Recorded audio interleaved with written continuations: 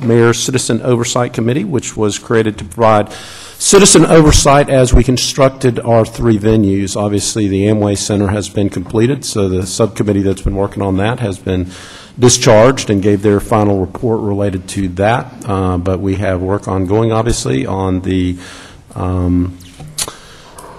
Dr. Phillips Performing Arts Center and the Florida Citrus Bowl. So Greg Lee is the chair of that committee, and I'm going to call on Greg at this time. And I want to thank all of the members of the Oversight Committee for their many, many hours of work over the course of, how long has it been in existence, Greg? A little over 5 years. 5 years, So, okay. The gift that keeps on giving. Thanks very much, Mayor and members of City Council. Always appreciate the opportunity to provide this report to you all. Delighted to be here today. I wanted to recognize some of the members of the Oversight Committee that are here as well, many of whom have been on the committee for the 5.5 years or 5+ years.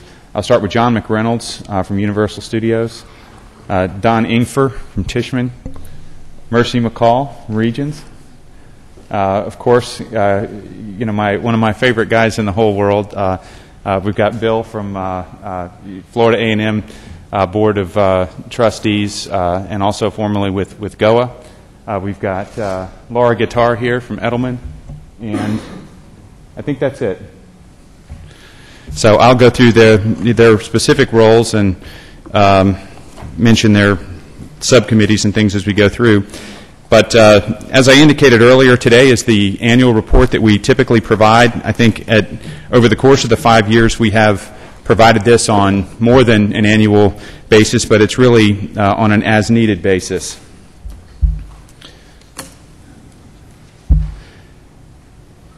The 3 community venues are obviously the Amway Center, Dr. Phillips Center for the Performing Arts, and Florida Citrus Bowl. And as I indicated at the beginning, the Oversight Committee members that are here, our role is to provide public oversight and review of the 3 community venues. We're an ad hoc committee appointed by the mayor back through the interlocal agreement in 2007, and our charge is to ensure that the venues are completed in accordance with the development agreements, on time, with the highest investment and quality possible, with appropriate budget allocations, and with accountability and transparency. Our scope of responsibility is to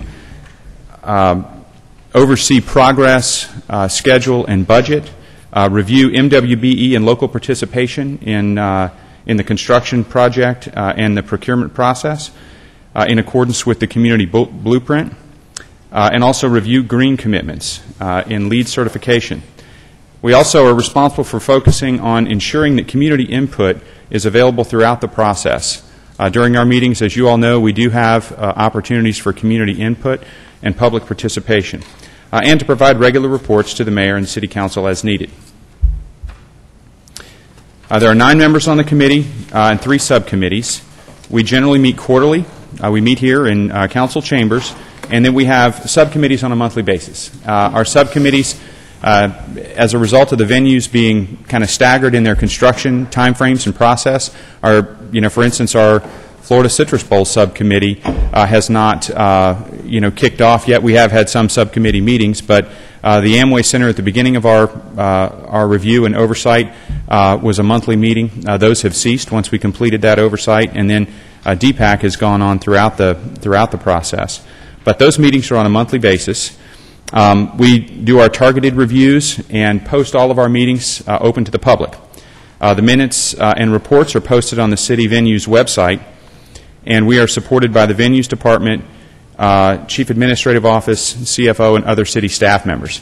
In particular, as you all are aware, Frank Usina has been assigned to our committee, and we feel very fortunate to have had an opportunity to work with Frank over the past 5 years. One of the things that came up as we were talking about our presentation was to try to articulate to you all today a little bit about how many public meetings we've held and how many opportunities we've had to allow some public input into the process. We've had at least, and I think these are conservative numbers, at least 17 quarterly oversight committee meetings, 36 subcommittee meetings, that includes meetings for all the 3 venues, and 57 venues-related public community meetings. We've had, other meetings public meetings in addition to just the subcommittee and oversight meetings. So quite a number of meetings that we've had over the last 5 years, and it's been a privilege to work with you all on each of these 3 venue projects. The membership of the committee, each of the members were appointed by Mayor Dyer to serve throughout the duration of the projects. Our committee is really born from membership through various industries, including construction, economic development, finance, law, planning, real estate, tourism, hospitality, and other community organizations. Appointees are residents of Central Florida and must comply with applicable state and city regulations. While serving, members of the members of the committee cannot apply for contracts with the venues, and our role and our authority does not constitute a delegation of any authority from the mayor. We merely are a fact-finding committee and provide reports to you all. I am the chair. I'm with Baker and Hostetler. As I indicated before, Laura Guitar with Edelman, Don Ingfer, Tishman, Reverend Terrence Gray, senior pastor of AME Church, is also on the committee. Bill Jennings, I introduced earlier. Mercy McCall as well. Richard McCree Jr. is also on the committee from McCree Construction. John McReynolds, who's here as well, and Rich Sawicka, who is not here today, with Egan, Lev, and Sawicka.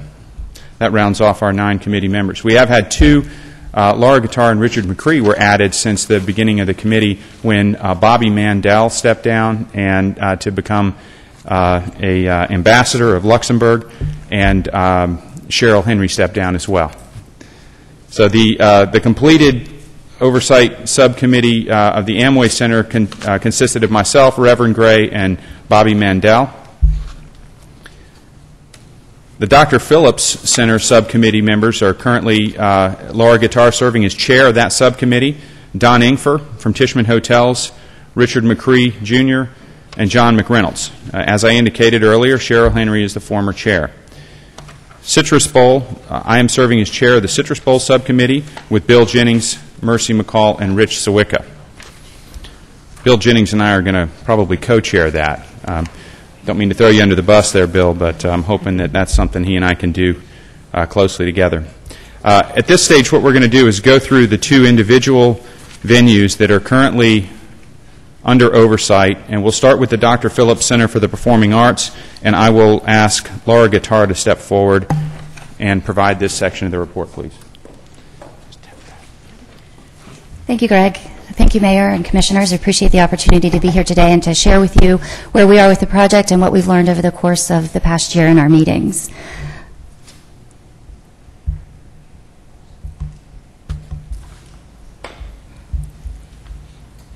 All right, Greg, you got to come show me how to operate this. There we go. All right, thank you. So we'll start with a rendering that I think you're all familiar with.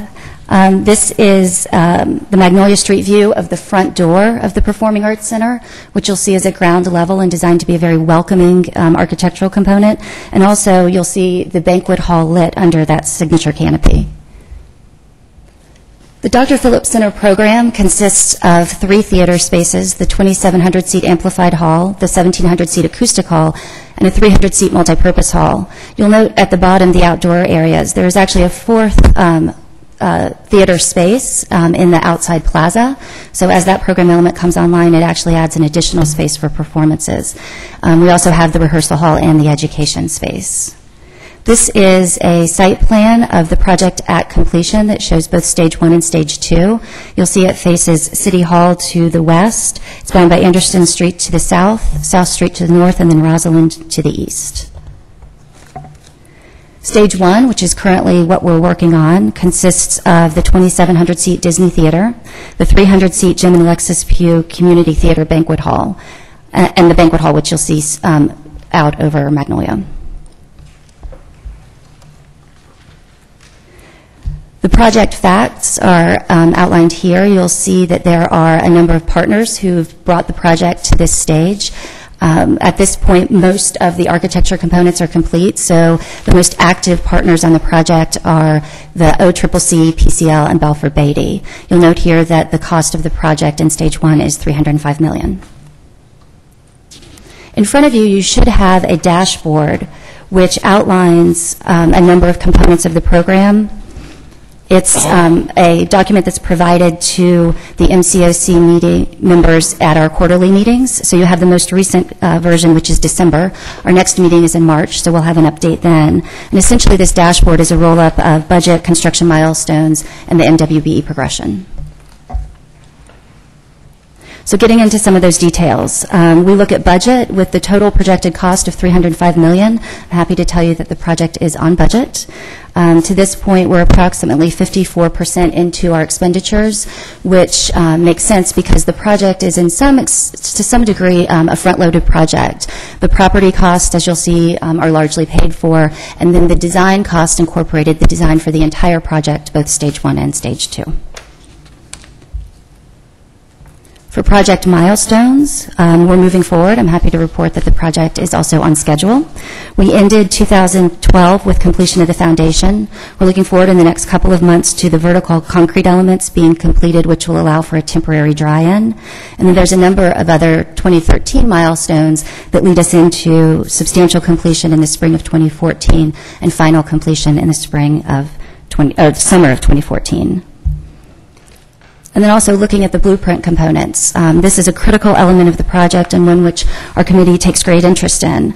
The blueprint performance has been very strong to this point.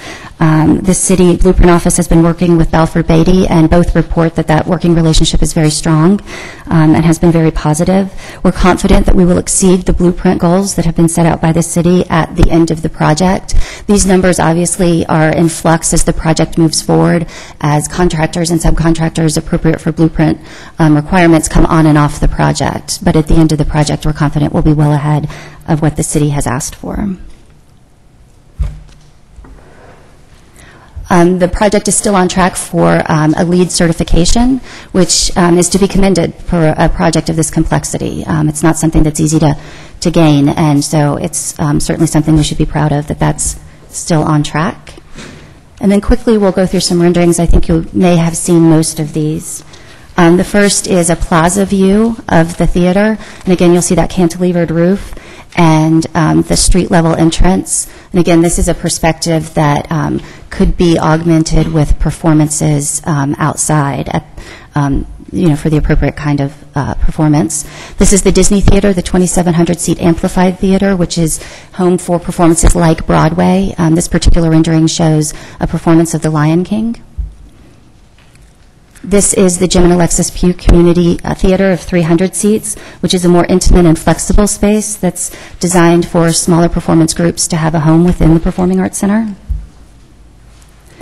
This rendering shows the Multi-Form Theater, which is Stage 2. It's a 700-seat theater, allowing for acoustic performances. And here we have the School of the Arts, which is the education component for the Performing Arts Center and also represents a naming opportunity, should you know of anyone interested in investing. This is the rendering of the lobby, and one of the interesting things about the lobby is in the design, it was intended that all of the patrons from any of the three theaters would come together when they're outside of the theaters, so that rather than sequestering the 300-seat theater from the amplified theater, from the acoustic theater, at intermissions or before and after performances, all of the patrons of each of those theaters were intermingled together, which I think was designed to reflect sort of the egalitarian ideals of the community. And then lastly, we have the donor room, which will be used for private receptions and events around theater performances. And this should be an image familiar to you. I think most of you, if not all of you, can see this out your window. I'd also encourage you to visit the webcam for this. It's pretty interesting and dynamic. But what you see here is a construction site aerial photo as of February 5th of this year. You'll see the canopy trusses, which are a big feature right now. The installation started in December of 2012. The community theater is to the north at the top of the photo. You'll see the Disney Theater just adjacent to that. And the lobby space is also evident, and then the administration space sits behind that Disney Theater.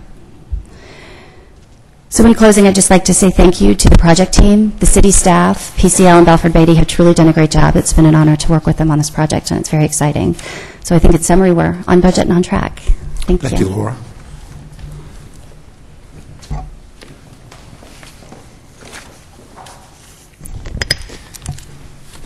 moving forward with the Florida Citrus Bowl Stadium reconstruction project.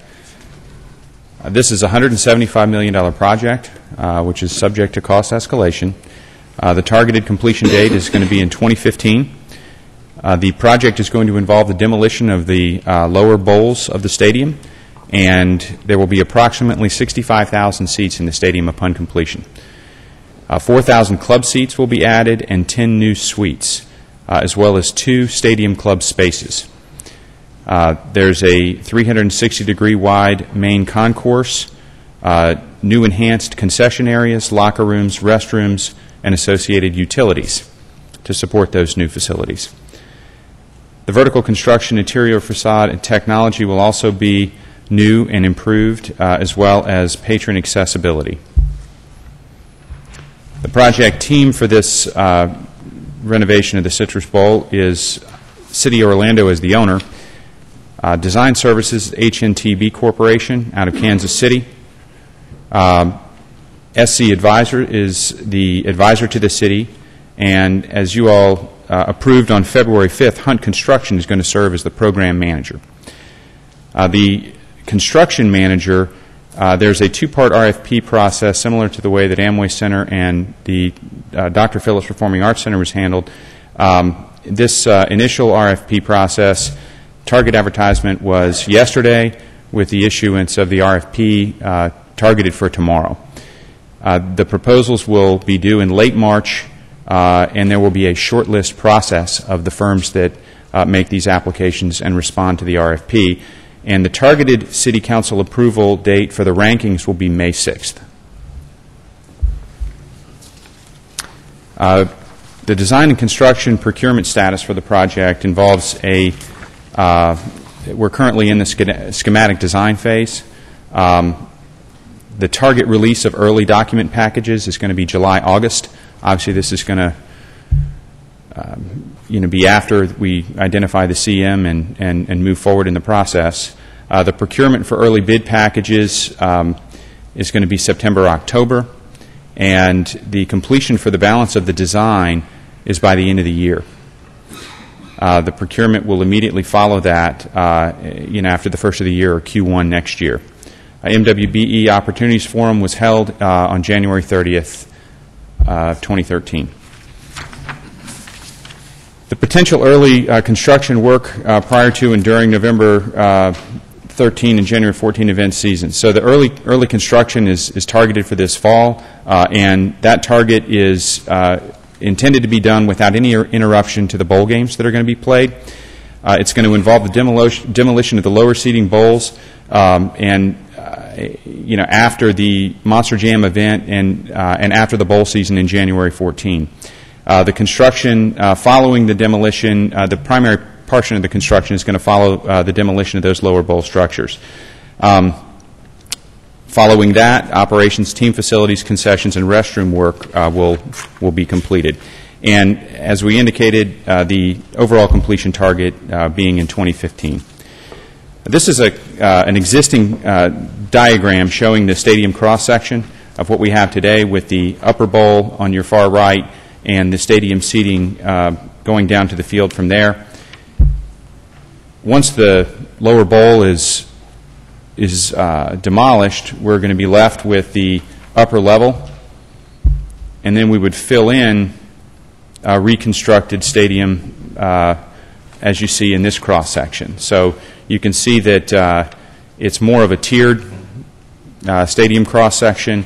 Where you see the people standing are opportunities for club amenities, and then you can also see behind the upper, the upper cross-section of the upper deck, an access and a new, method for people to get in and out of the stadium. We also have some renderings here to share with you.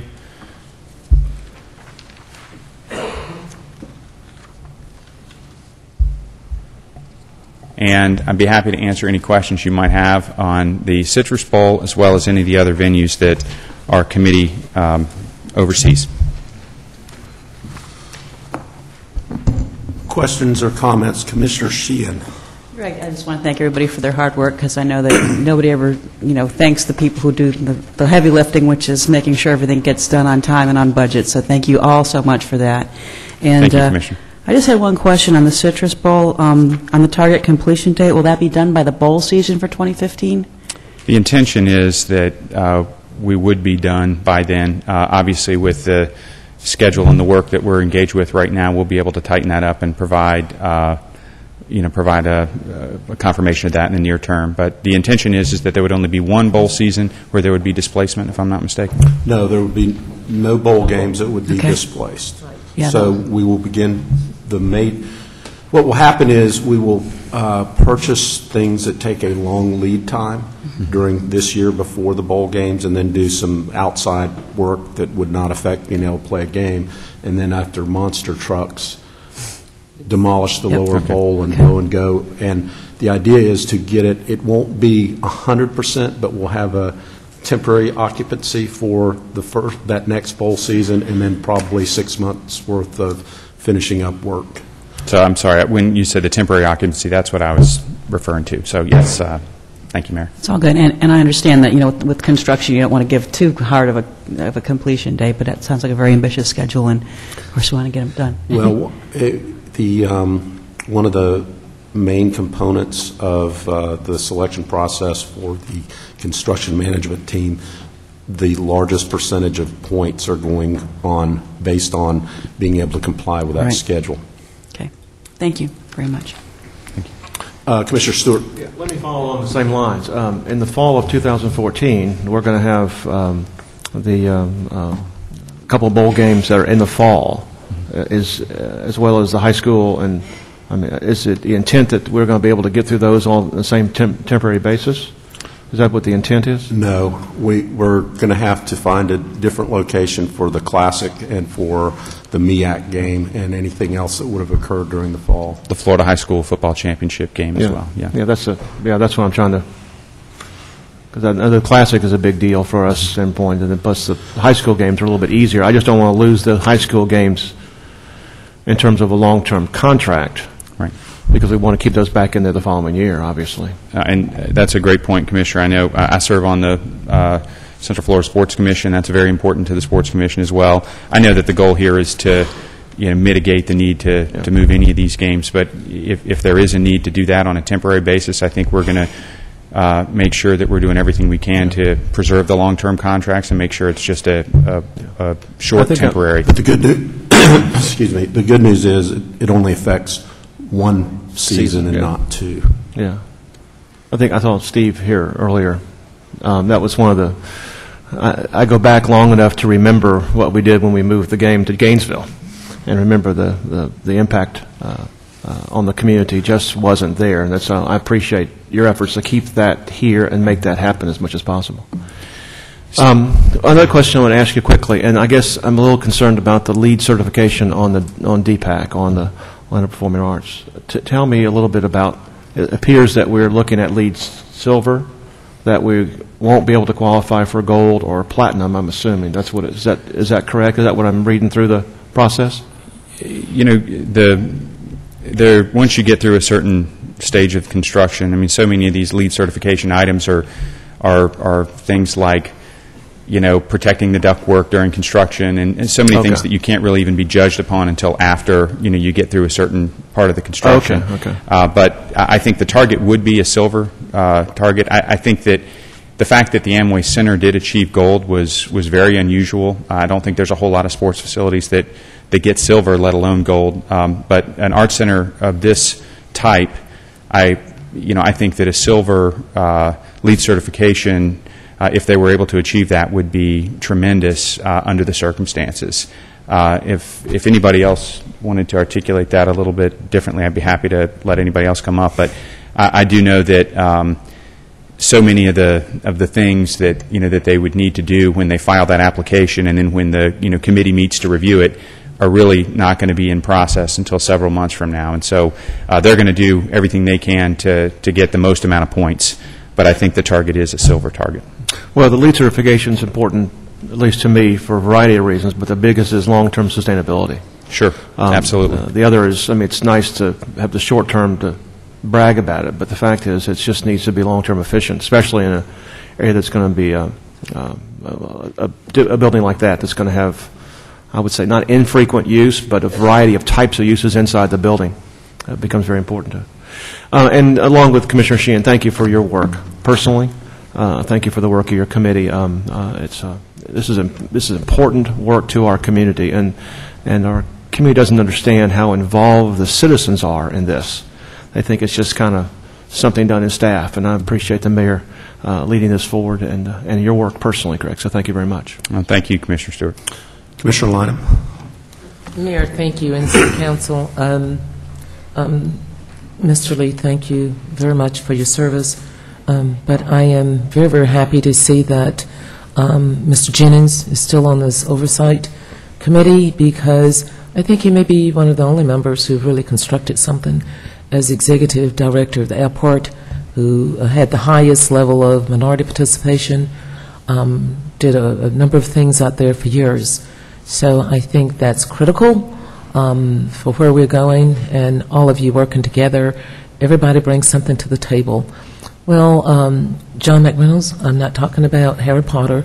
I'm sorry, but I mean, it was directly in Universal and each of you. And we've had some challenges, and we still have some challenges, and I probably need to share with you one situation I received just yesterday at church. So they always come to me at church, and I'll share those with you later, but I do want to say thank you.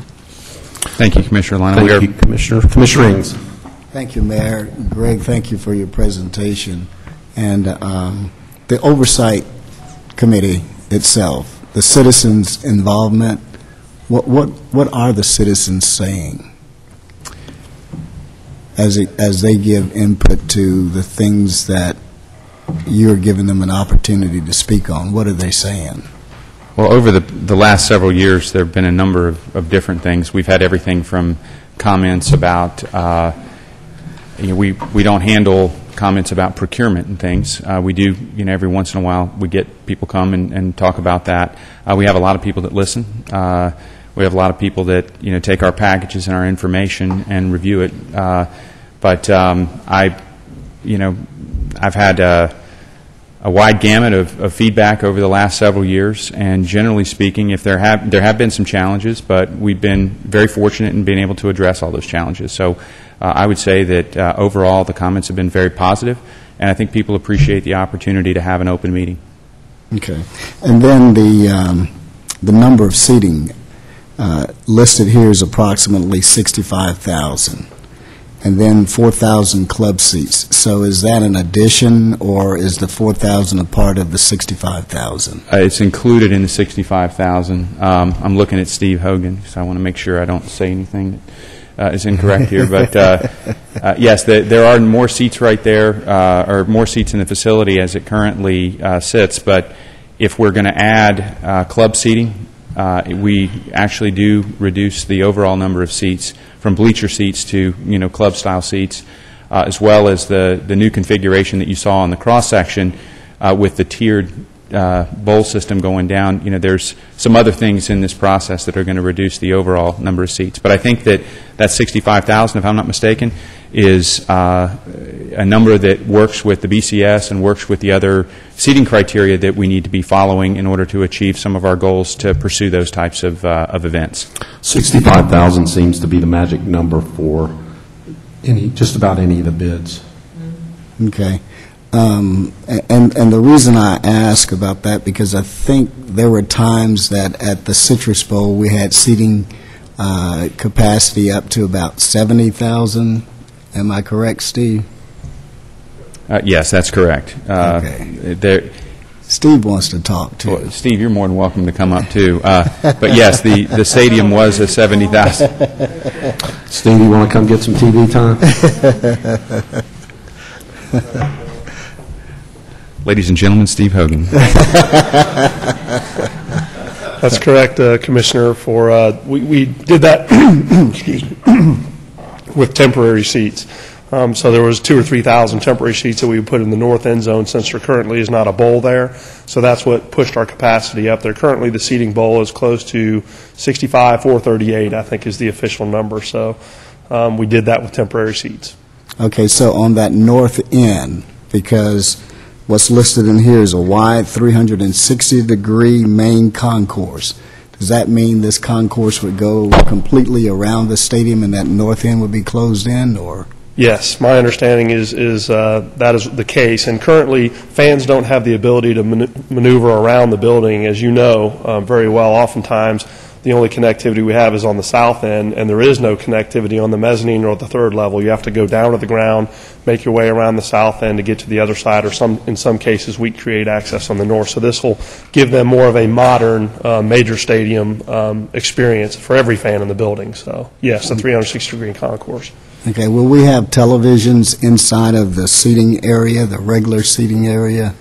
Like some stadiums have the televisions hanging down where people can see those instant replays a lot clearer. Yeah, my understanding is that in the suite level, of course, in the clubs, that you'll have that, of course, the major video boards in the building so that every fan can see replays on those screens. And then throughout the concourse, there will be opportunities to have localized television screens when you're in a concession line that you can see replays and gameplay. Okay. And one other question is in regards to the stadium itself, where the lower bowl is going to be demolished and all of that. Will temporary seating be coming in as it relates with trying to make sure we don't miss a bowl game? Yeah, I'm not the person to ask. The lower bowl should be completed and available for the 2015 bowl games. Okay. That's what I'm being told as well, Commissioner, yes. All right. Thank you very much. Steve, while you're there, can you give us a quick update on BCS playoffs and whatever's happening there? Certainly. As you all know, this is a renewal year for all of the bowl system. There are currently 35 collegiate bowl games and 28 host cities around the country. We were fighting hard, seeing as how the BCS was going to change for what now appears to be 12-year cycle. And the city of Orlando was going to be competing not only for the BCS, but for fighting for their current bowl games, the Capital One Bowl, the Russell Athletic Bowl, and of course the Florida Classic moving forward. So it was critically important in this negotiating juncture, city against city, that the community, or the country, I'm sorry, saw that we had fixed our problem. And we have fixed our problem, and that was received with tremendous excitement throughout the industry. So we feel very good about where Orlando is going to end up in the postseason. And I'll say that one of our mandates was that if we could not continue to stage 2 bowl games, which was important to us, then we would treat our ascension into the BCS differently. It's still critically important to bring 120, 130,000 people here in December for those 2 bowl games and play at the highest level. We feel very confident we're going to be able to do that. We also are bidding for the BCS, which should RFP-wise come to us any day now. They'll most likely make a decision in the first week of April, and that will be for the 6 sites for the BCS. They'll rotate 2 playoff games in those 6 cities. So over every 3rd year, you would host a semifinal playoff game. So we will compete most likely head-to-head with Atlanta for that opportunity. But if they tell us we cannot have 2 bowl games, we would withdraw our interest in that one BCS game. At any rate, they're going to treat the national championship game as a standalone event. So the national championship, like the Final Four, will be something that all of our cities can compete on. You don't have to be in the BCS any longer to have it. So Orlando's focus is going to turn to, very quickly, the national championship and what year we might be ready to do that. So the mayor's team and the city's team is working closely with us. They're going to sit and spend some time with the BCS decision makers to look at our plans and make sure that we're prepared to be one of the very serious bidders for the national championship in 2015 and beyond. And with that in mind, does that also position Orlando to be in contentions for maybe a Super Bowl appearance? And I say that very seriously because, you know, we do have the climate here in this area, and we do have the amenities that support all of that. And we've seen it with the NBA All-Stars and what have you, that we can definitely handle that. But would we be able to handle that for a Super Bowl postseason play for Orlando? As far as the community, you're exactly right. We are a Super Bowl-type city, a perfect site, but the stadium would not be in a condition that it could host a Super Bowl. There would not be enough suites and club seats, but that was never designed or theorized to be that, and currently they don't host the Super Bowl outside of NFL cities where there's an NFL tenant. But the Pro Bowl, which is a tourism-driven event as well, would be something that our stadium could compete for, depending on what the NFL does with that in the future. Also very excited about the conversations we're having about regular season business. We have not had significant business in September in this marketplace, and so far we've had a number of conversations, feel very confident about us being able to book annual business now in September we don't currently have. I do think there's NFL opportunities potentially in the regular season, but more likely in the preseason, as we used to host in the 90s when the stadium was competitive, and then international soccer that is stadium size, not a soccer specific, but Manchester United type games against FC Barcelona, Chelsea, those types of games where you could drive 40 to 60, 65,000 people. So I think the schedule in the stadium is going to be robust in the future, and it's all because of the work being done here. So then we could probably be a NFL neutral site, maybe attracting Tampa Bay or either Jacksonville to come play here in Orlando? I believe we can. There's been a lot of interest for that in the past. And in terms of generating fans in this marketplace, it's going to be important to all three of those entities and the NFL. So I think that's something that we would like to continue to pursue as a city. I know that we're continuing conversations, but any neutral site opportunity, I think Orlando stands to compete very well for. All right. Thank you. Thank you, Mayor. Thank you, Commissioner. Thank you, Steve. Commissioner Lynham? Mayor, I just wanted to make my final comment to recognize Steve as, I believe, one of our, and he was a young person coming in to fill up that position he's in, is doing a great job, he and his staff. But maybe we should, and thank you, Mayor Dyer, because we have been just very intimately engaged in these venues for the last more than 5 years.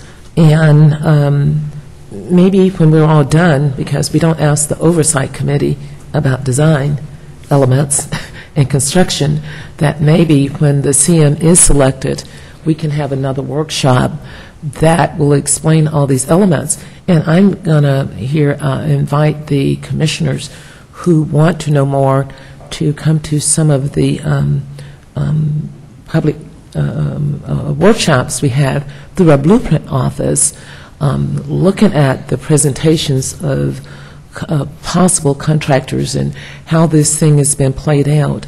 But I think we're very, very fortunate in our city to have Steve, and we've been working on a number of issues. And Mayor, we've got some staff working with us to make the packet complete on how we move forward at the Citrus Bowl, to make sure not just the Citrus Bowl is okay, but that community around the Citrus Bowl is okay.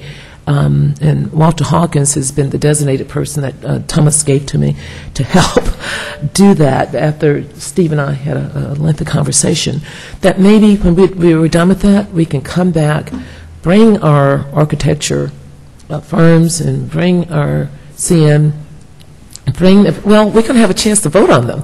So that may be a great time to have that presentation that will deal with all the details of what we're talking about in the questions, so that we ask the questions to the appropriate people who can answer them, as opposed to your position is oversight. And I'm very, very thankful for what you do, because right now we have our mayor acting as the expert, and he's doing a pretty good job because he's following all of these issues, and we appreciate what you're doing as oversight, because you've had to pretty much immerse yourself in this stuff. But I'm very, very thankful that we each keep up as much as we want to, so that when we do sit here, we would have some knowledge and depth of knowledge, so that we move forward and making the right decisions too. So I really do want to say thank you. But Mayor, I am asking that before we do our final ranking or as a short list or whatever it is, that we have a more detailed We're probably 30 to 60 days from being Right. able to do a fairly Yes. detailed presentation Right. on design elements. There's Yes. still 2 or 3 major decisions that Right. need to be made, but I will try to make sure that we have a workshop on the design Right. before we Okay. do the selection of the construction Great. management team. And that, I think, is important as we each watch every day and do little things. I know we're very, very engaged in this process, and I think that would help bring us to where we need to be. Thank you, Mayor Dyer. And thank you, Greg, and thank you, all the members of the Oversight team. We certainly appreciate all your hard work and the fact that you're so highly compensated for it. That was your compensation, my saying thank you right there. Thank you, Mayor. Thank you, Commissioners. Thank you, Greg. All right, so we also have a second presentation today from Chief Miller and the Orlando Fire Department to update us on their efforts to achieve international accreditation from the Commission on Fire Accreditation International. And we all know that our fire department is one of 60 departments in the entire country that has an ISO rating of 1. And of those 60 fire departments, there's only 14 of those that have the International Fire Accreditation. So if we attain that accreditation, we would be one of the top 15 departments in the entire country. So, Chief, tell us how we're going to do that. Yes, sir. I'll not to ever correct my mayor, but there are 13 currently, and we will be 14. 14th. Okay. Not that numbers matter, but I try to keep it as low as we can. Chief's also going to update us on an initiative that he came up with. You know, we already have 3 times the national save rate in terms of cardiac events. So the chief thought it would be a good idea. Okay, we're already 3 times better than just about anybody else. What if every person in the city of Orlando knew how to administer CPR? So we're going to have every single one of our employees trained in hands-only CPR by April the 1st. And I don't know if the commissioners have taken advantage of that or not, but I've done the training. So I would ask you all to schedule takes 30 minutes to do it and to get trained. And we're going to have every single person trained. And then I've reached out, I didn't tell you this, Chief, I've reached out to the hospitals, and they want to partner with us on that, so we'll set something up. But over the next 5 years, we're going to try to get every citizen in Orlando trained in hands-only CPR. Yes, sir. Chief. Thank you, Mayor.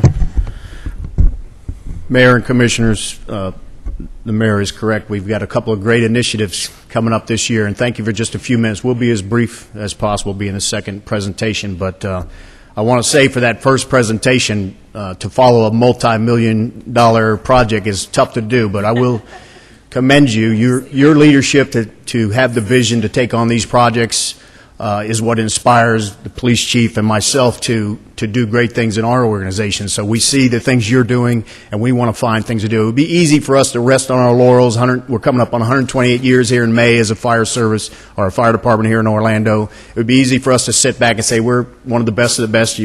Mayor mentioned the ISO classification, one of the top departments, top 1/10 of 1% in the country. Why not just sit and relax on that and get through my fire chief tenure with that? But we're just not willing to do that. We're following your leadership, and we've got a couple of initiatives this year that I think are real important, as the mayor had mentioned. We're going to, the accreditation process, we've got a team coming in to evaluate us from all over the country. And the mayor mentioned there's currently 13 fire departments that are an ISO 1 and accredited department. You might say, well, why not just stick with ISO and not accreditation? What's the difference there? ISO looks at our fire loss prevention, our ability to get the right resources in the right places, to have the right water resources in place, and to have the 911 communications center in place, everything operating. Accreditation digs deeper than that. It looks at every one of our services. There's 10 different categories. It looks at our risk in our city. Are we able to cover that? Our financial well-being, our administrative, all the way through to the things that we do. And I'll let my team talk a little bit about that. And then the Hearst Safe City Initiative, after they finish, I'll just give you a brief overview of where we're going with that initiative that the mayor mentioned, where we train all of our city employees, and we also train the public, our corporations, our businesses, their employees, and we train them to train others. So I'll get with that. But right now I'd like to introduce April Taylor. April started us, she came to us from the Regional Planning Council. We snatched her away. We're so proud to have her. She started with us in April, and not only does she handle our homeland security and grants, but we threw her into this accreditation process, our strategic planning process, and along with her is Assistant Chief Chad Williamson, who's in charge of our training division. April. Thank you, and good morning. It's nice to be here with you this morning. We're going to take just a couple of minutes and kind of highlight the overview of what accreditation is for the fire service and what it's taking for us to get there and what it's going to take in the future. So accreditation is made up mainly of 3 different documents. It's a self-assessment, a strategic plan, and then a standard of cover and community risk assessment. The self-assessment process is basically evaluating our department against established industry best practices so that citizens and residents can know that we're hitting the mark with the best we can be in the nation, and because this is an international accreditation, internationally as well. There are agencies outside of the United States who have achieved this accreditation as well. And overall, this is a process that will lead to improved service delivery, that we can be confident that we're providing the best service possible to the residents and visitors of the city. So with that, the self-assessment process, as Chief mentioned, is made up of 10 different categories that cover all different facets of the fire service. From Category 1 here, governance and administration, deals with how we were established as a fire department, so the city charters, how we're written into city code, state statutes that give authority to the fire department to do what it needs to do. The 10 categories cover everything in the fire service, and one that we just want to highlight, Category 5, which is programs. That's where you're going to find the fire suppression services, public education, our fire safety management, our EMS response, emergency management, and different specialized teams that we have within the fire department. So what this self-assessment is going through and evaluating, based on those industry best practices that have been established, are we hitting the benchmark on them, and what can we do moving forward to make ourselves better? The strategic plan was another document that we had to make sure was updated and current. We had a strategic plan from 2008 to 2013, so it worked out well. It was time to update it. So we went ahead, and our next iteration of it is 2013 through 2017. We took our current goals and objectives and modified them, updated them based on what we've been able to accomplish and what we need to do moving forward. One thing our current strategic plan lacked that we needed to incorporate for accreditation purposes is internal and external input from stakeholders in the city. So in November, we held stakeholder meetings. We brought in homeowner association presidents, community leaders, residents from around the city to get their input about the Orlando Fire Department, what was most important to them, what they wanted to see moving forward, and how we could better serve them and better serve our community. Our mission statement within the strategic plan remains the same: protect lives and property. That's what we're here to do. And then our values basically remain the same, but we just took and reworked them a little bit to make them into a word that would be easier to remember for members of the fire department and community members as well. So pride is a term that the Orlando Fire Department uses commonly, so we just took that and made it reworked our values to make it fit with that statement. The other document that goes along with the accreditation process is our standards of cover and community risk assessment, and Chief Williamson is going to talk a little bit about that as he spearheaded that document. Thank you. Morning, Mayor and Commissioners. As Fire Chief introduced, as April covered a little bit, the third component of the accreditation process involved a two-part document, the standards of cover and our community risk assessment. The standards of cover basically has us drill down and look at all the services that are offered by the Orlando Fire Department and the the distribution of those resources, and our ability to actually respond and utilize those resources. The standards of cover leads us to the need to develop a community risk assessment. The core of the community risk assessment requirement was that we need to be able to identify a level of risk for every structure occupancy within the city of Orlando. This was the large, daunting task to address in this practice, because we have well over 50,000 roof lines or different structures within the city of Orlando. And, you know, as one thing the fire chief did not mention is that the normal accreditation process is 18 to 24 months. Well, like everything else for the city of Orlando, with our pride and the level of our responsiveness, we decided to tackle this project in a little less than 6 months. So to address all of the 50,000 occupancies that needed to be addressed in this community risk assessment, we went back and looked to see what would best mirror some practices within the city to develop the fire management zones as required under the accreditation process, where we break the city into geographical identified regions. We fell back upon to utilize the City of Orlando's Great Neighborhoods Project that it was initiated back under Mayor Glenda Hood back in 1996, that establishes the city into the 121 different great neighborhoods of the city. So we've adopted those into the Orlando Fire Department's fire management zones, and all of our ability to develop staffing, develop response levels, and then, of course, all of our measurements, all of our data applications of how we call process handled the 911 calls, how quick we turn out apparatus, how quick our apparatus respond, and then the arrival times is all based upon these 121 fire management zones. This is the fractile data. We've also had to purge the word average out of any of our terminology. The accreditation agency does not recognize or accept the word average. Everything is at the 90th percentile. So we have applied that, all of our fractile studies at the 90th percentile, and based it down into these 121 fire management zones.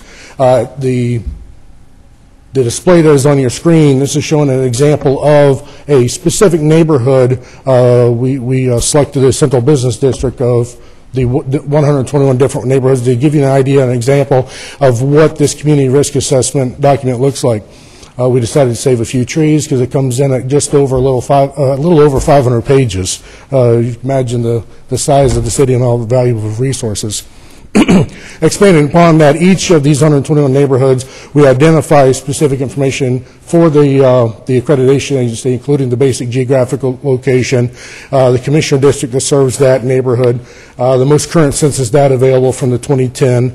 We talk about all the different land usage, breakdown of the occupancies within that fire management zone or that great neighborhood.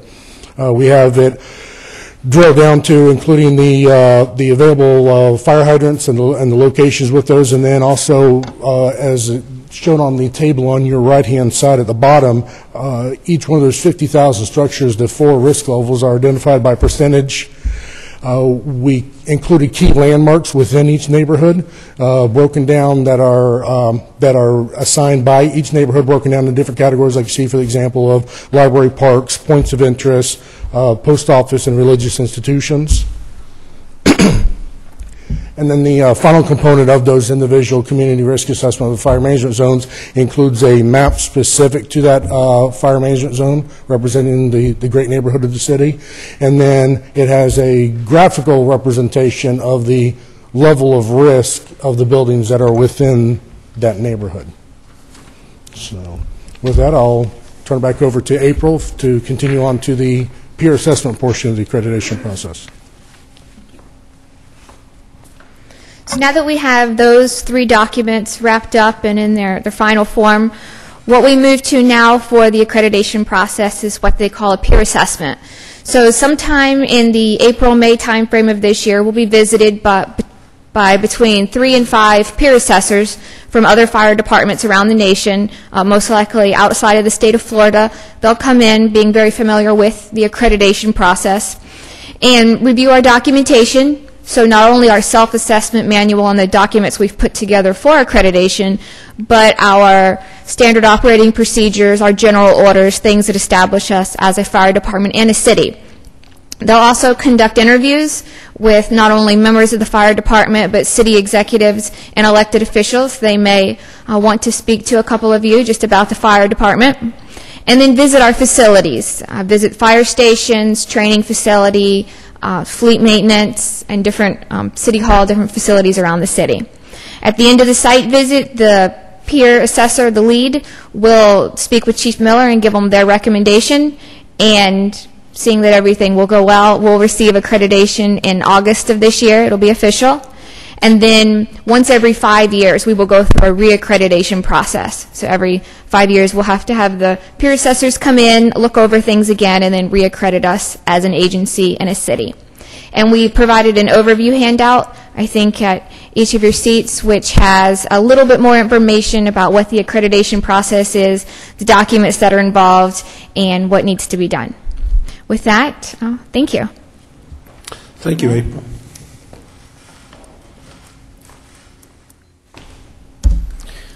Mayor, I'll give them an opportunity when you have questions on the accreditation. I'll just quickly run through our next initiative, but I will finish by saying, I don't know if you heard him say, there's a 500-600-page document that had to be created for this process.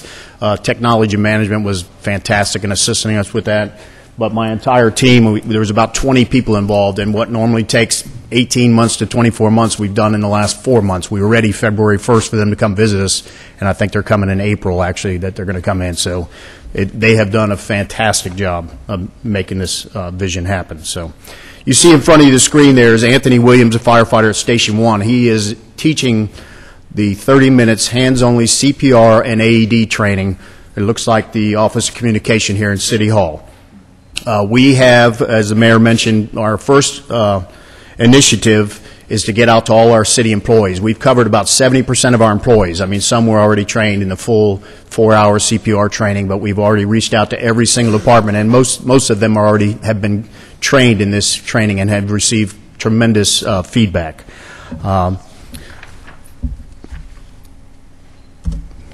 Let me just go over a few stats for you, and then we'll finish up. In the United States, approximately 400,000 cardiac arrests occur annually. Statistically, 90% of those patients do not survive. In Orlando, every day, 1 to 2 cardiac arrests occur. Nationwide, only 32% of cardiac arrest patients receive bystander CPR. So we're already losing 90%, and only 32% are getting help prior to our arrival. Every minute without CPR, a sudden cardiac arrest patient has 10% reduction of survivability. So how long does it take us to get there realistically? 4 to 6 minutes. By the time it's 911's called, it's dispatched out, we start driving, we get there. So you're 40 to 60% chance down if nobody does anything right off the bat. When a bystander CPR is initiated, the patient's chance of survival doubles and in some cases triples. So you can see this pattern of statistics of doing early CPR, what can happen. The mayor mentioned the national standard, or the national arrest survival rate is between 2 and 25%. So you heard that 90%, it's somewhere in that range. Some communities are doing are doing much better than others, but typically it's not very good. In 2012, the survival rate in Orlando was 35.4%. And if you calculate an AED or shock being used, it increased. The number of patients that could be shocked was 56.9% for patients in ventricular fibrillation, the ones that their heart is quivering where the shock can actually help save their life. Nationally, only 2% of patients in cardiac arrest are treated with AEDs. So 32% get early CPR prior to arrival, and only 2% get AED usage. These were numbers we looked at and said, okay, we're already, like the mayor said, we have great numbers. We're doing a great job. How can we do better? How can we follow the initiative of the mayor to have safer sidewalks, safer streets, all these safety initiatives, and what we want to be and what we already are recognized as a heart-safe city. And the reason we're recognized as a heart-safe city currently is because we've deployed over 100 AEDs throughout our public city facilities. And we did that a number of years ago and have been increasing as we went along. The locations are registered through an ATRIS National AED Registry Program. That is through the Office of the Emergency Medical Director, and they got a grant and were able to do that, which was very fortunate for us to tag on. And what that means is it allows the dispatchers, when you call in and say somebody's not breathing, doesn't have a pulse, they will tell you where the nearest AED is. And that gives you an opportunity to not only do compressions, but to provide the shock. All city employees receive CPR and AED training. And that's where I tell you, we're 70%. We certainly expect to exceed our April 1st goal of having that training completed. There is a system, along with this ATRIS system, that notifies trained citizens. Now, our goal is to train all the business and employees in these businesses and the citizens and get out to these communities, that will notify them on their pager or their cell phone or whatever electronics they carry of a cardiac event going on and the location of the AED within 600-foot radius, 1,200 foot if you were going, straight to, if you had the AED in your hand, you were walking 1,200 feet. So what is our goal? What is our objective? And as the mayor stated, our goal really is a 5-year plan. This can't happen just overnight. It's got to be an initiative that you want to carry on and renew. It's to increase the survivability of cardiac arrest in the city of Orlando.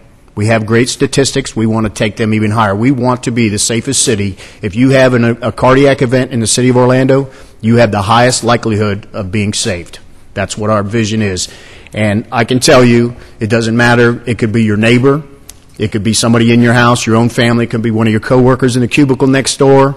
It doesn't matter. It can be anybody that you could potentially save. And so for 30 minutes of just learning, and it's American Heart Association approved, just the compressions, call in 911, and learn how to just use that AED, which is very describing. Just put the pads on, follow what it says to do. It's very simple.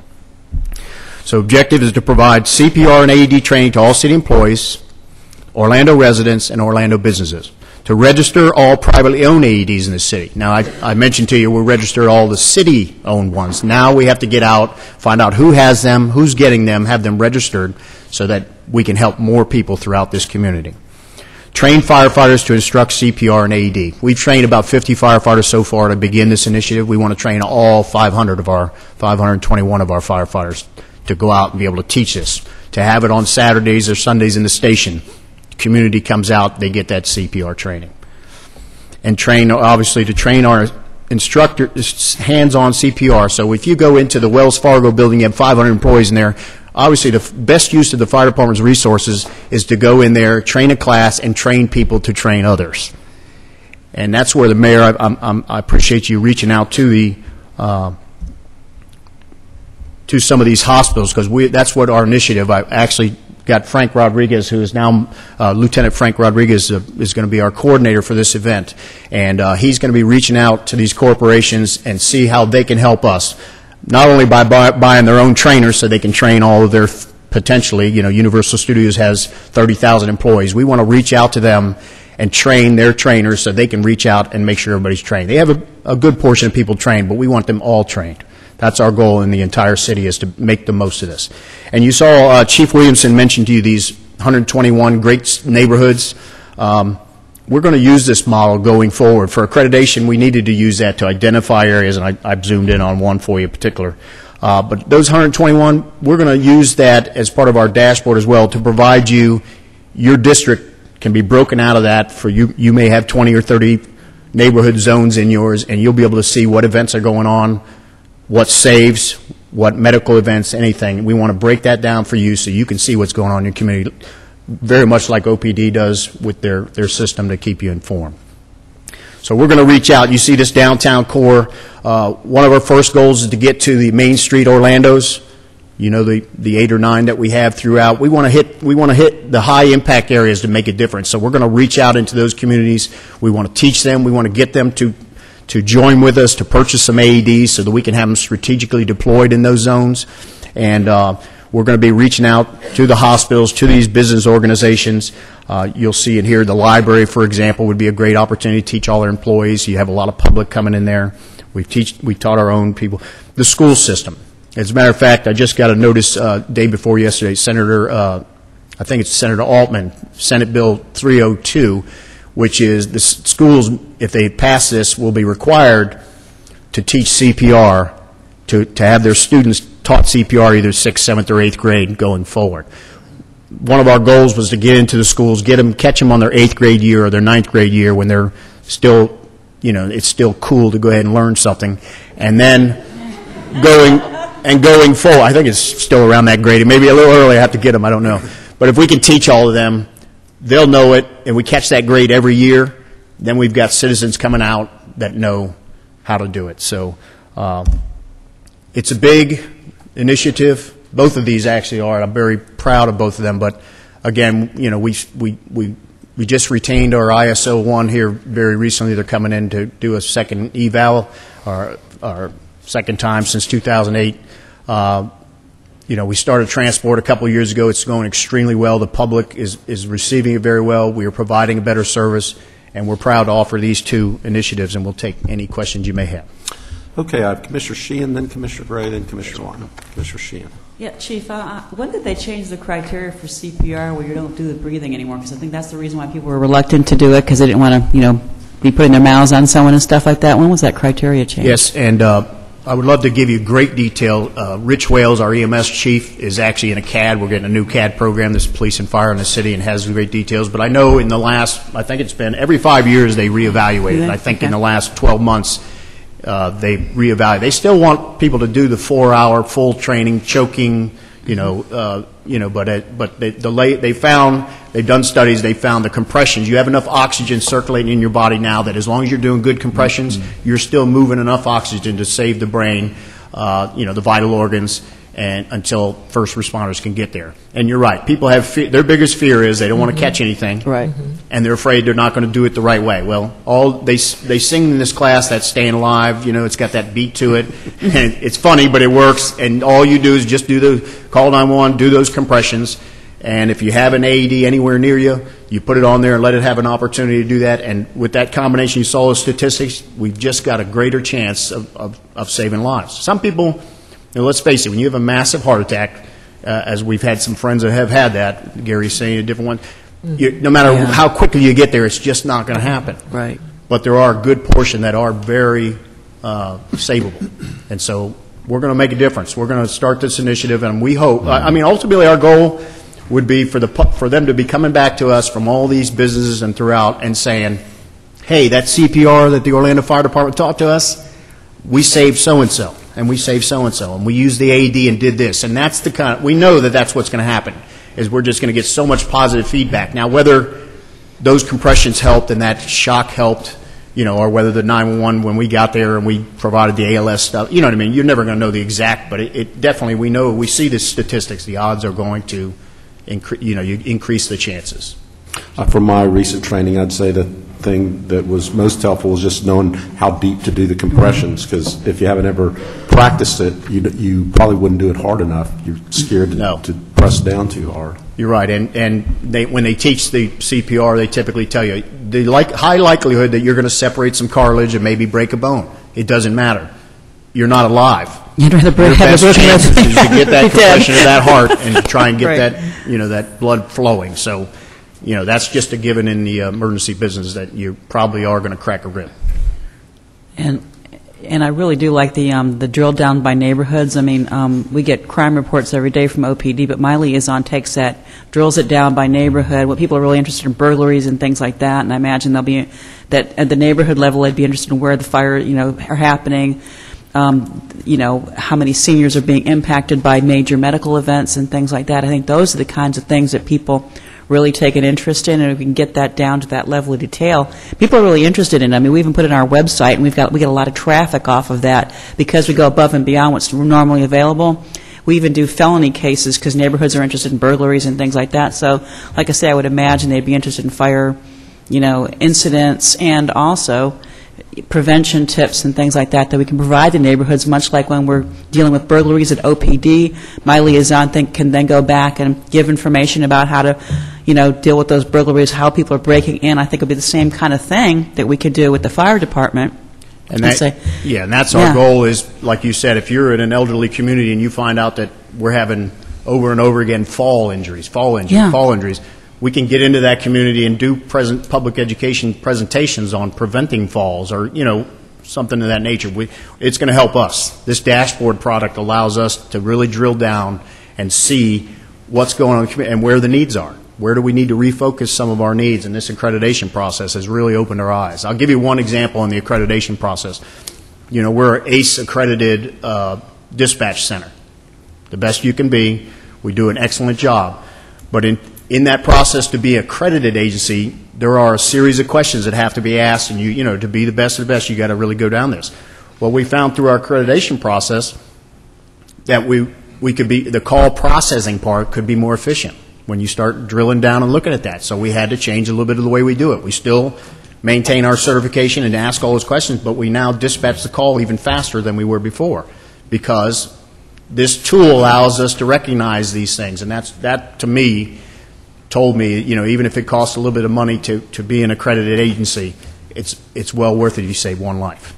Absolutely. So. Well, and I'll volunteer my police liaison, too, if you need some help in how do we format and how we get that out to the neighborhoods and any contact information, too. Okay. I mean, we'd be glad to provide that, too, because we've already got a network. Why reinvent the wheel? So we're glad to work with you on that. This initiative is so fresh on the CPR side of it that we're still we want to get all these city employees trained. I think that's critically important. Absolutely. Parks and Recreation and all these departments, Public Works, they're out in the community all the time. We want to make sure that our employees know what to do in the case of an event, not just for our own employees, but for the public that they run into every day. Can you imagine Lake Eola, somebody's planting plants or doing things, working around there, and somebody falls, has a cardiac arrest, and our employees don't know how to provide that care? I mean, that's going to be really important.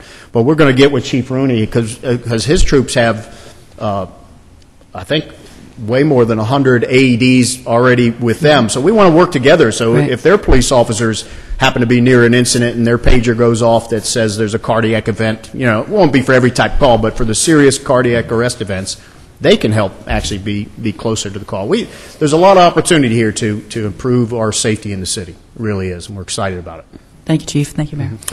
Commissioner Gray. Thank you, Mayor. Chief, thanks to you and your team for your efforts there. Thank you. The question, you started to get into it, but my question is more, given the scope and the timing, resources, do you have the resources, both manpower as well as financial? So talk a little bit about that, if you would. Yes, on the CPR initiative, that's why we're making it a 5-year plan. There's no way that you can get to 250 residents and citizens of Orlando in a 1-year period. And the reality is, in time you have flux, but all we can do is strive to train as many people as we can. That's why we're teaching our 600 employees, or nearly 600 employees, how to do this. So it's 30 minutes, and we've got most of the equipment already.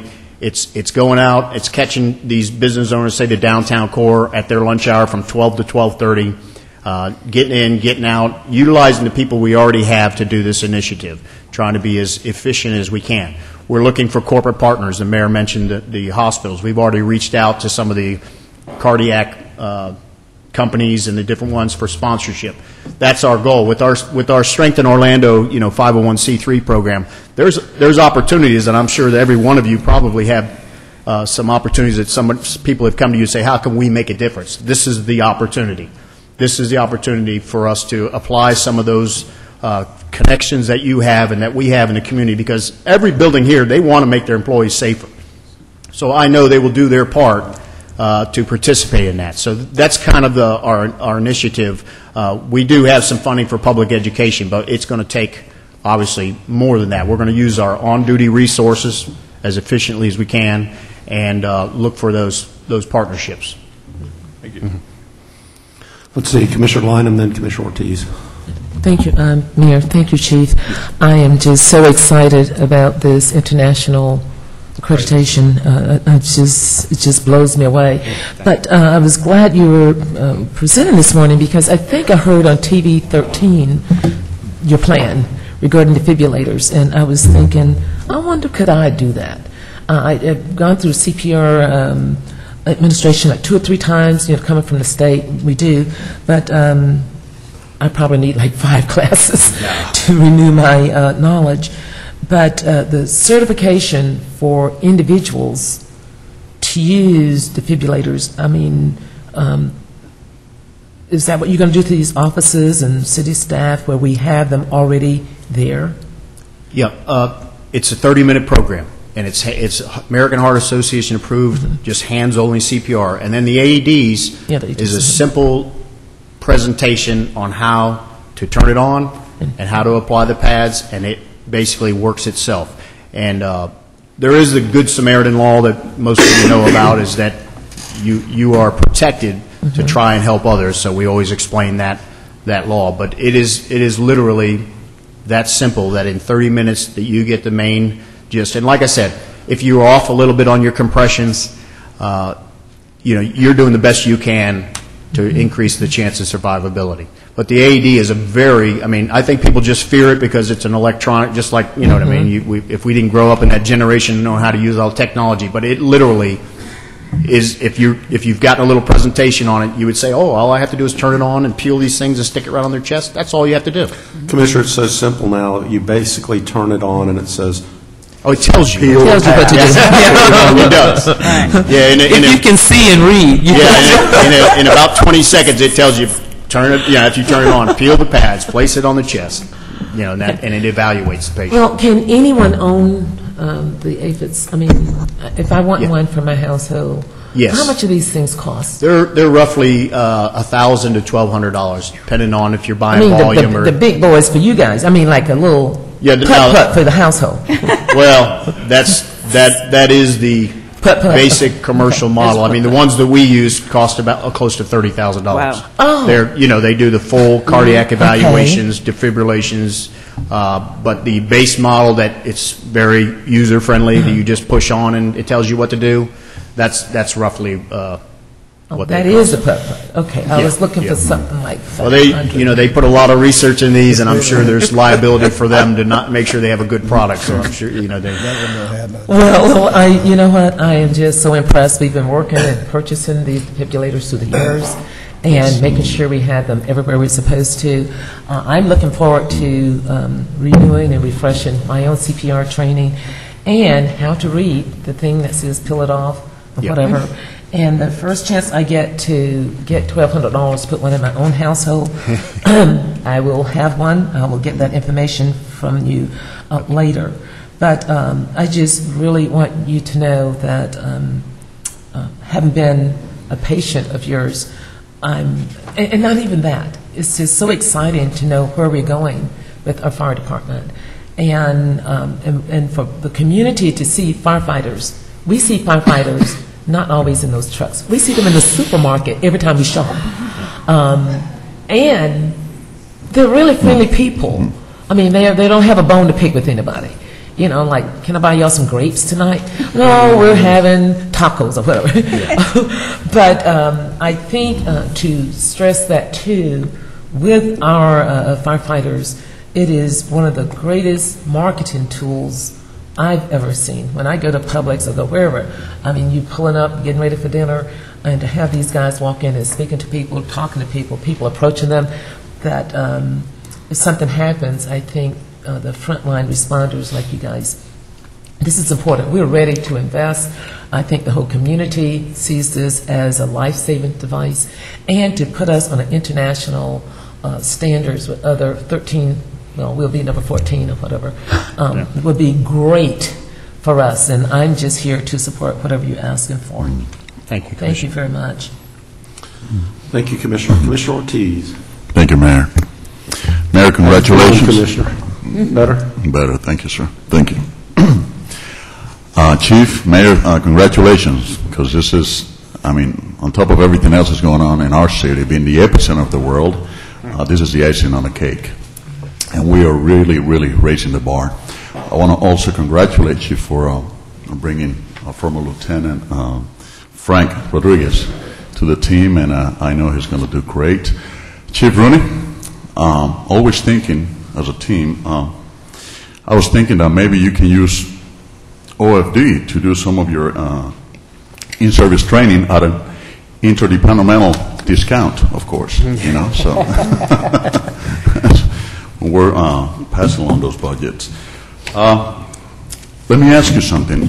When this graders, or whatever we call them, come over to check our department in order to put us on a rating of ISO 1 and getting that international accreditation. Do they go to each and every one of our fire stations? No, they won't visit every fire station, but there will be a few.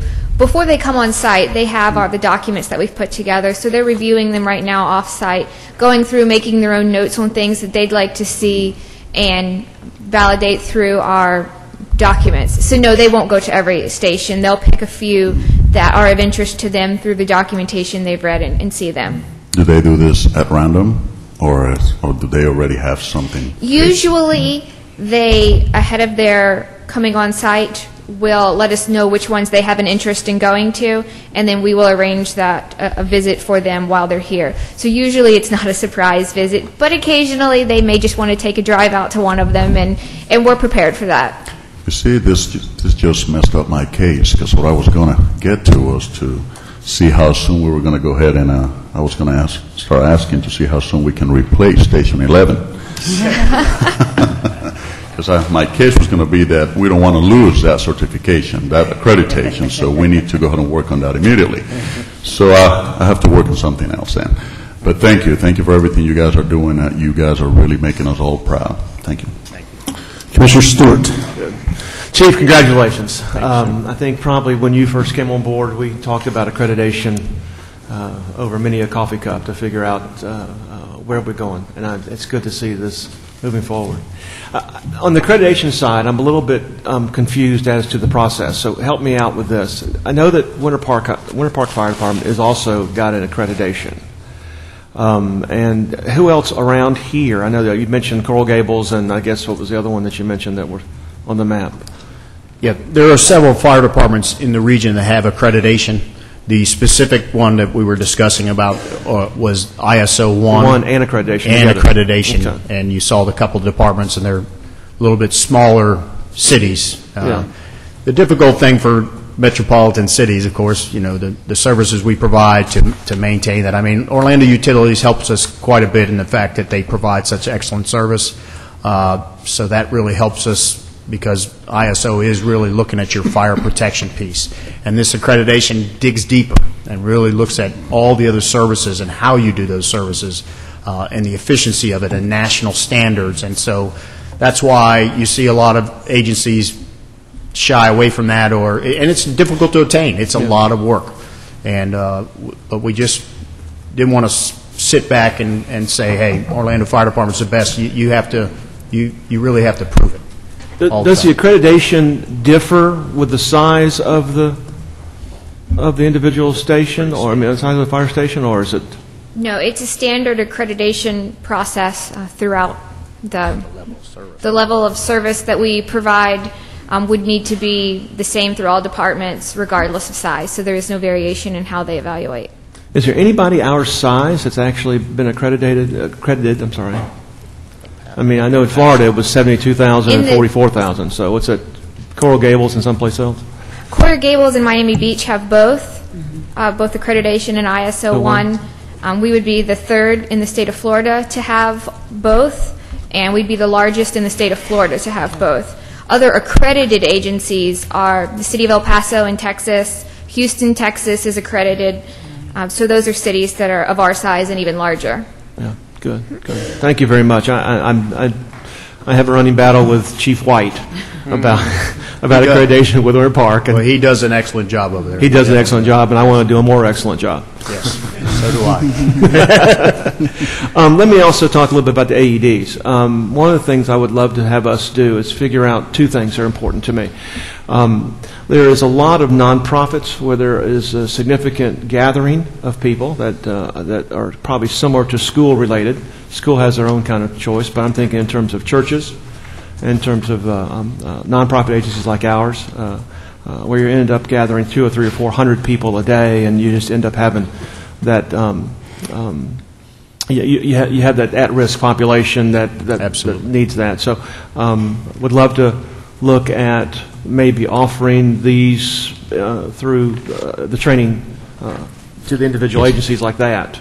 Yeah, the churches are great opportunities for us because of the large congregations. Now, many of the larger ones already have an AED program, but maybe they've only trained their security staff on how to use it. Right. And the key to success, in those cases it works because they always have security and they have a very good process. But both in terms of the leadership with CPR and offering that to them, not so much localized by neighborhood, although that ends up being a crucial entry into the residential, but we also end up having people that are in our city on somewhat of a regular basis that may or may not be actually city residents, but they're in our city, and we ought to take advantage of them as well. So I'm thinking churches and nonprofits are the two places we want to start with. Yeah, absolutely, and we're prepared to do that. I think Commissioner Gray, brought up obviously the fiscal side of things, and the key for us to be successful really is to train the trainers. Yeah. We've got to train the community to help us train, and if they have ownership, if the congregation of the church, the elders, want to do that, we certainly can train a large group and then allow them to continue to offer these, on volunteer basis and training opportunities. One other idea, which I'm kind of throw out for what it's worth, the idea of having us look for some grant money that we could end up partnering by helping to pay for part of the AED for some of these locations. I know that when we purchased ours at the center, it cost us roughly about $12,000 for the ones that we bought. Now, they're older. It takes a recertification for those that maybe could help be offset by the cost of that. I mean, for us just to recertify, we have to go spend $250 to get it recertified and buy the new pads and those kind of things that we have. So I'm thinking it may be an opportunity to turn to a nonprofit to do a matching grant. If they are $1,200, can we go get some money and do the matching grant and have them give them through us as opposed to getting them through the... And we would certainly, we've been talking to the vendors and they're aware, there are some other cities that are doing unique, different things, and we're certainly looking at all those things. And we want to be, we're not going to reinvent the wheel. We're going to be innovative as we can, but we're also going to take the best of the best from anywhere who has great ideas. But some of the grant stuff, I think nationally there may be some grant money of $50,000 to $100,000 of money that we could not pay for them entirely, but to pay 60 or 70 or 80% of it to allow some of these that are areas. I've always felt like if they will pay some money, they will use it. If we give it to them, they don't quite understand the value of that. So the idea is that if it can cost the church $200 to $300, where they're going to get a piece of equipment that's already certified by us that we're going to be able to do something on, I think that's probably... They'll have more ownership. Absolutely, and I think that more ownership means more training. People that are trained, more people that are trained is more safe. The safer our community is. So, thank you. I appreciate the great work that you guys do, and always brag on you in front of my very good friends. Thank you, Commissioner. Thank you, Commissioner. Commissioner Ames. Thank you, Mayor, Chief, and April, and Chief Williamson. Thank you guys for a great presentation. But I just wanted to ask a couple of questions, and that's in regards to the accreditation emblem. What does that look like, and where would that be displayed? I have to see if I can quickly go back to that first slide. It's called the Center for Public Safety Excellence. Okay. It's international. You see there that, and it was originated through the International Association of Fire Chiefs. It is world-renowned as the standard for accreditation for fire departments. So that's the logo. ISO, of course, has their logo for the Insurance Services Office, but that is what you will see there. And if you ask any fire chief or fire community when you travel around the country and you say the Center for Public Safety Excellence Accreditation, they will say yes, that is the standard. Okay, Chief Rooney, does your emblem look better than this one? You don't have to answer because, Chief Miller's already got that thing about us talking about you so much. But thank you, Chief. I really appreciate it. Thank you, sir. And I will tell you that Chief Rooney and I, and the police and fire, we are a partnership. I mean, we work together. We have our separate direction in a sense, but overall, public safety is our number one goal. And you will always see us, just like we do with all the city family here, work as a team to make this city successful. So they will go on the vehicles, the emblems? This logo? No, sir. The likelihood is that we'll just be acknowledged as an accredited organization, but we hadn't really thought that far. But we have a lot of emblems on our trucks, so we'll have to. Chief, yours is on the cars, right? Yeah, so, hey, Oh, all right. more pressure.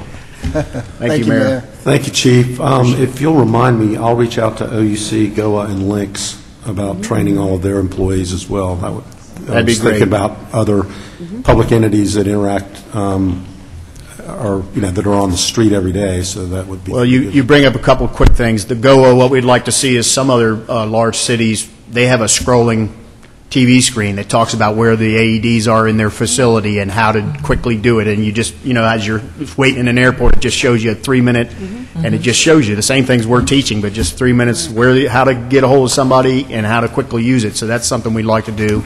And Links, at some point, we'd like to get a wrap around one of those that talks about the CPR initiative. So, but money is always better if we can get that. That'd be great. Okay. Thanks. Thank you, Chief. So that concludes our workshop for today. Great workshop. Thanks.